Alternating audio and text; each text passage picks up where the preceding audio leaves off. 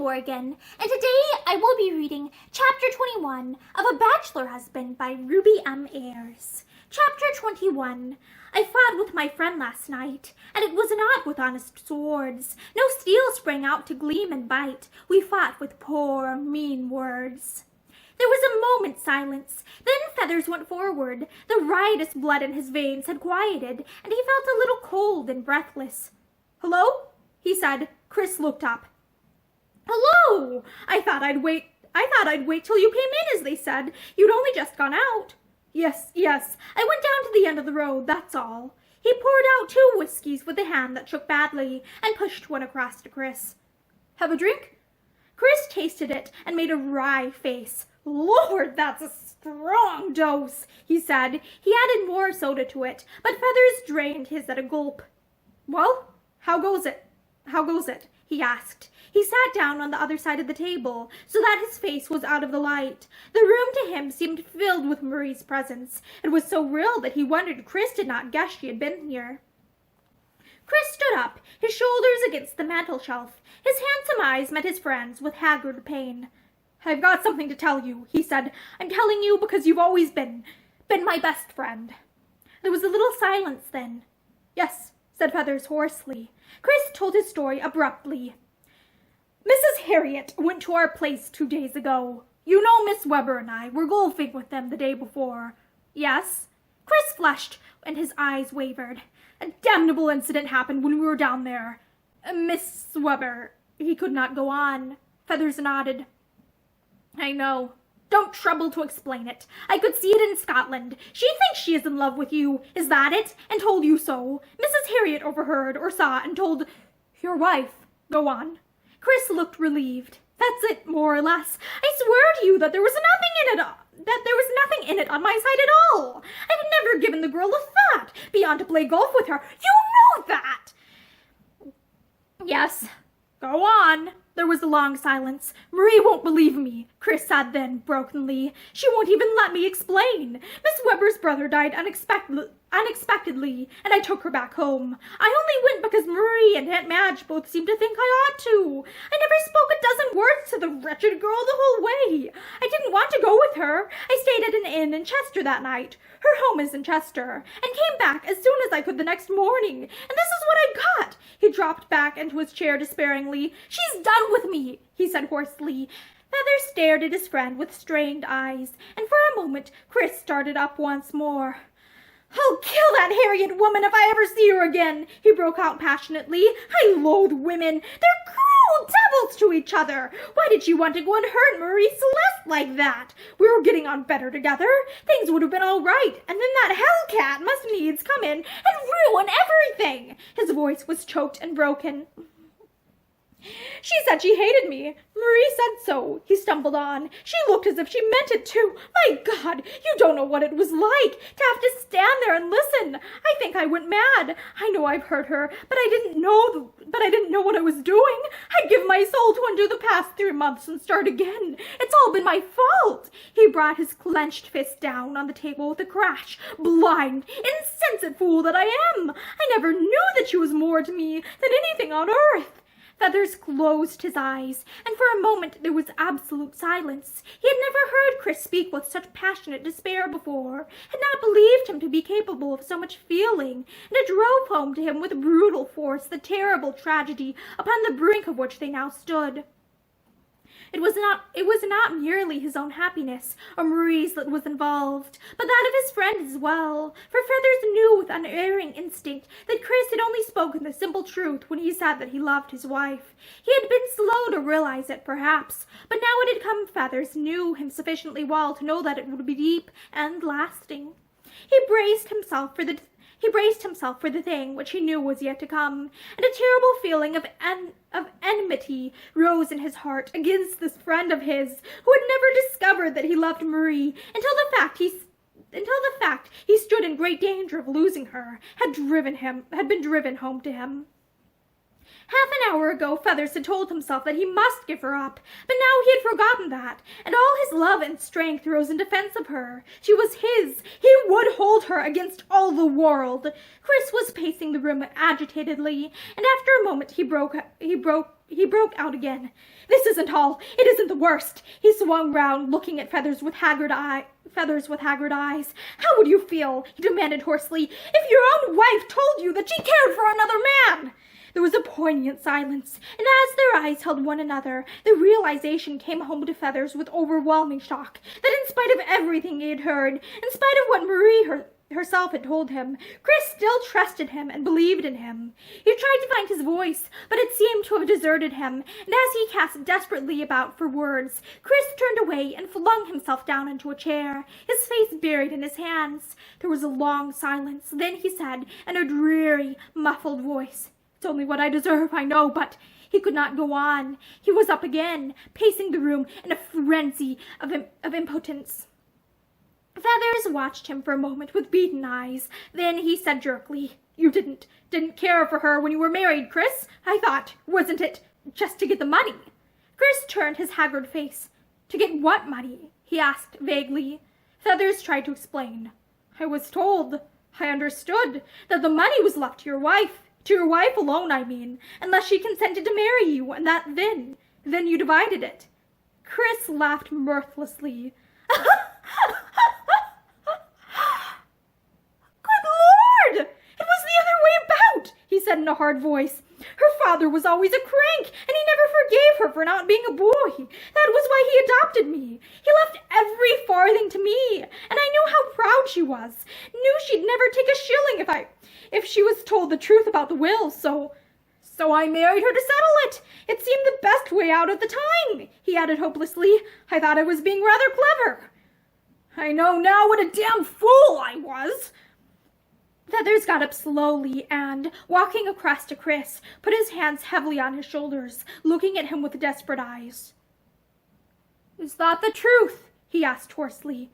"Will you swear that it's the truth?" Chris stared at him in blank amazement. "What on earth do you mean? Of course it's the truth. Ask Miss Chester if you don't believe me. She's known about it all along. It was she who first suggested keeping it from Marie. Here, I say, what's the matter?" "Nothing. I wish I'd known before, that's all." He laughed grimly. "Ashton Knight told me a very different yarn," he broke out with violence after a moment. "He said that the money had been left to your wife, which was why you had married her. And I believed him! My God, what a fool!" Chris was watching him with angry mystification. "I don't know what you're driving at," he said shortly, "but I'm much obliged to you for the compliment, I'm sure. Marie hadn't a farthing when I married her, but I settled half of everything on her on our wedding day." Feathers turned his white face. "Why didn't you tell her the truth?" he asked with difficulty.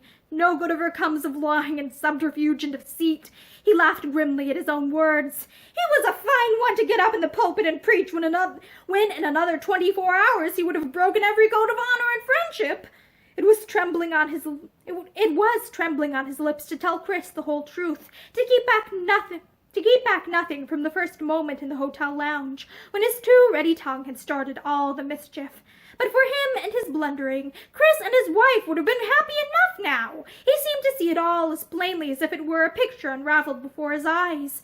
Marie had turned against Chris from the moment when she had overheard what he had said to Atkins. All her pride had been up in arms, and had gone on increasing from that day until tonight, when in her desperation and unhappiness she had come to him. I don't know that it matters about not telling her," Chris said wretchedly. "She told me afterwards that she had known all the time, though God alone knows who told her." There was a little silence then. "I did," said Feathers quietly. "You?" The blood rushed to Chris's face. He swung round and stared at his friend with hot eyes. "You!" he said again. "Yes. I was talking to Atkins in the lounge the first night you were married. I repeated to him what Ashton Knight had told me, that you had married your wife for her money. And she overheard." He looked at Chris's incredulous face. "It's the truth," he said. "I never knew until weeks afterwards that she had overheard, until she told..." "It's the truth," he said. "I never knew until weeks afterwards that she had overheard, until she told me herself. And even then I believed that I had only repeated what was true." He smiled painfully. "Go on. Curse me to all eternity. I deserve it. I've been at the bottom of all the mischief." There was a terrible silence. Chris understood well enough now without further explanations, and for a moment he saw the world red. He broke out savagely. "Then it's you I've got to thank? You with your damned humbugging pretense of friendship, trying to steal my wife!" He raised his fist in blind passion, and Feathers broke out in agony. "Chris, for God's sake!" There was something so tragic in his ugly face that Chris's hand fell limply, and he turned away, leaning his arms on the mantelshelf and hiding his face. "It's absurd to say I'm sorry," Feathers said after a moment dully. "One can't find adequate words for a thing like this. There's only one reparation I can make, Chris, to tell your wife." Chris did not answer, and he went on. I should like to feel that you still trust me sufficiently to allow me to tell her." Chris flung up his head. "Nothing will do any good. She hates the sight of me, and I don't wonder if that is what she thought." There was something like a sob in his voice, and Feathers winced. The delirium of that hour with Marie seemed like a dream. What madness had possessed him? Her love had been given to Chris, and no one else. It was only in her unhappiness that she had turned to him, as a sick child will often turn to a stranger, away from the one it really loves best in all the world. The thought hurt unbearably, but he knew it was the truth, knew that his only reparation was to give her back to Chris. Chris turned suddenly, his young face aged by pain and despair. "She told me that she hated me," he said again. It seemed as if the fact was engraved on his heart and mind, to the exclusion of everything else. He broke off, breathing hard, as if he were choking. "She told me that she loved you, you who ruined my happiness and set her against me. Curse you, I say, curse you to all eternity!" "Chris, for God's sake!" Chris turned away. He was shaking with passion, and for a long time neither of them spoke. Then Feathers got up from the table and laid a hand on his friend's shoulder. "Marie has never loved anyone but you," he said slowly. "She's been desperately unhappy, and when a woman is unhappy, she turns to the first friend who will listen to her. Your wife turned to me. If I had been any other man, she would have done just the same. Will you believe me when I tell you that I know things are going to be all right? Chris, for God's sake, believe me!" Chris shook his hand off impatiently. "But when? How? You can't take away hatred with words," he said. "And she meant what she said. She's never looked at me like that in her life before." Feathers walked over to the window and looked out into the darkness. The stars seemed to be watching him with sympathetic eyes, the stars that were as far removed from him as the woman he loved. Chris spoke again presently. "I'll get off. If I talk till doomsday, nothing can be done." He turned to the door. "Good night," he said gruffly.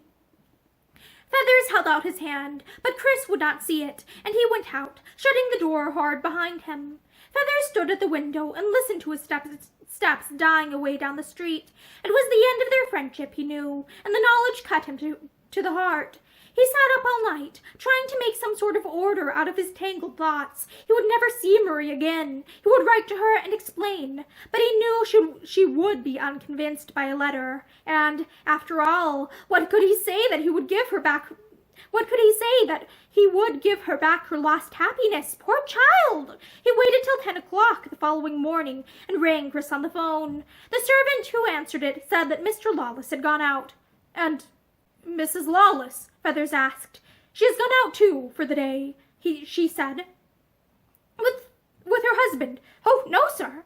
The surprise in the girl's voice was like a knife in his heart. So the servants knew how seldom Chris and his wife went about together, and it was all his doing. Marie had gone out for the day. He knew only too well what that meant, that she had already left home forever to join her life with his. It was impossible to stop her now. He would have to go and meet her, as they had arranged last night.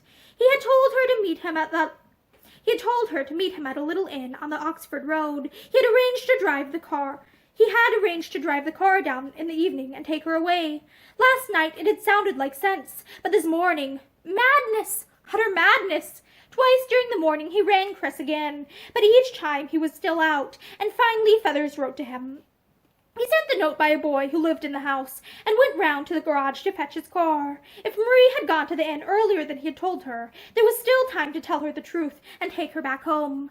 It was afternoon then, an unusually hot day for September, with a curiously humid feeling in the air. Feathers drove like a man in a dream.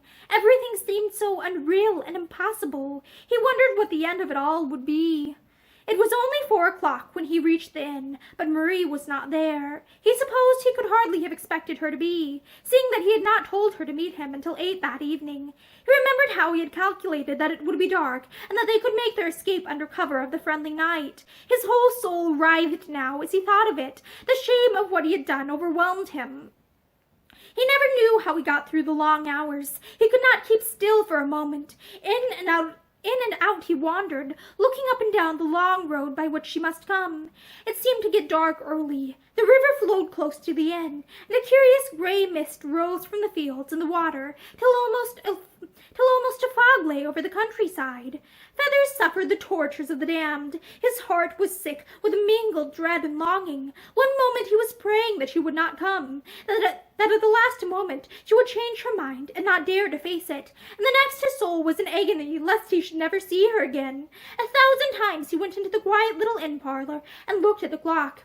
It was 5 minutes to 8, and he had told Chris to be there at 7:30. It had seemed the only way. If Chris came, between them they could tell her the whole story, but the clock struck the hour, and there was no sign of Chris, no sign of Marie.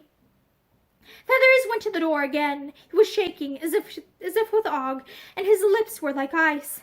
Had anything happened to her? He thought he should go mad with dread. He paced back into the inn again. Perhaps the clock was wrong. Perhaps...